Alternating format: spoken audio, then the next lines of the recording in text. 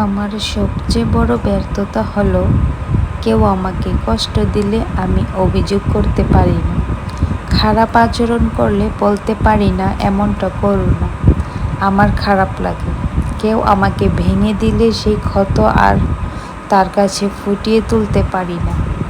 কিভাবে জানি চুপ হয়ে যাই, অভিমান হয়, যন্ত্রণা হয়, অনেক কিছু বলতে ইচ্ছে হয়, তবুও এই ভেবে বলি না হয়তো সে নিজে বুঝবে কিংবা কষ্ট পাবে।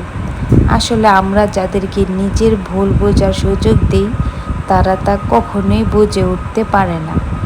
অভিযোগ করলেও বুঝে না, বোঝার চেষ্টাও করে না। হাজারো আঘাত করার পর সব সময় তারাই ঠিক থেকে যায়। আমার সবচেয়ে বড় শক্তি হলো এসব কষ্ট আমার এক সময় সয়ে আসে। হঠাৎ করে নিজের মধ্যে বড্ড পরিবর্তন অনুভব করি। কথা পরিবর্তন হয়, আচরণ বদলাই, নিজেকে গুটিয়ে নিতে শুরু করি। এই গুটিয়ে নেওয়াটা একদিন হয় না, ধীরে ধীরে এতটাই আমার পরিবর্তন হয় যে তারা কবে আমার মন থেকে উঠে যায় নিজেও টের পাই না। সবশেষে তারা আবারও আমাকে কষ্ট দেয়, দোষারোপ করে, বদনাম করে, বলে যে আমি নাকি বদলে গেছি।